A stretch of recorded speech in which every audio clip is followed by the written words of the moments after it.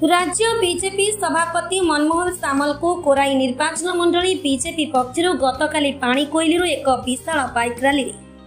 संबर्धना प्रदान करा जायछि। Core i BJP विधायक आकाश दास नायकों अध्यक्षतार सुसज्जित तोरण व्यासनगढ़ सहर परिक्रमा करने सह संबर्धना करा जायतिला। श्री सामल कहते यह संबर्धना सभा नुहे, यह कोराईवासी भल पाइबा सरकार परिवर्तन मुख्य भूमिका जाजपुरवासी मोर बहु पूर्व जाजपुर आसबार थिला, कारण यही समर्थन और भल पाइबा मो जीवन में चिरस्मरणीय रहिबो।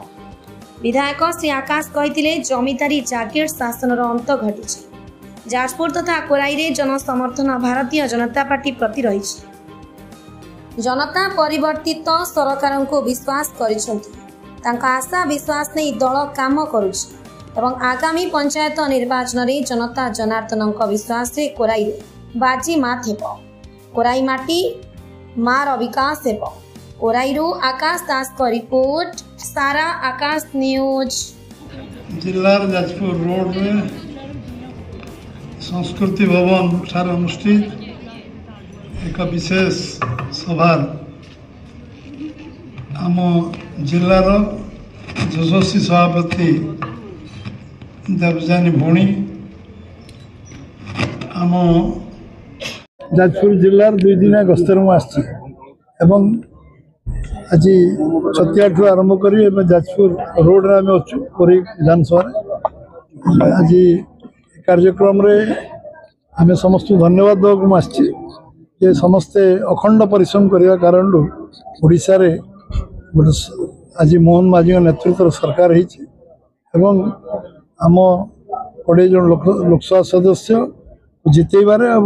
आम सरकार करिबारे जो माने निरविच्छिन्न काम करछंती साधारण लोक आरंभ कर आम कार्यकर्ता पर्यटन समस्त धन्यवाद कार्यक्रम आज निश्चित भाव में मो मन को आश्वस्त कर आज विलम्ब रहे भी आज मु खुशी जे जाजपुर कार्यकर्ता मैंने आज भी निष्ठार काम कर समस्या समाधान करने एवं आज बहु लोक प्रतिनिधि बहु अनुभवी अभिज्ञता संपन्न लोक आज धर्मशाला आम सहित योगदान कर निश्चित भाव में ये दल आगामी दिन में दल शक्तिशाली हम एवं आम जो 1 नंबर दल विश्व में से दल अभिवृद्धि हम एवं जाजपुर जिला केवल शक्तिशाली हेनी ओडिशा मध्य शक्तिशाली। मनमोहन सामल महोदय जाजपुर जिला गस्तर आसते विभिन्न जगह भव्य स्वागत दिया से अनुक्रम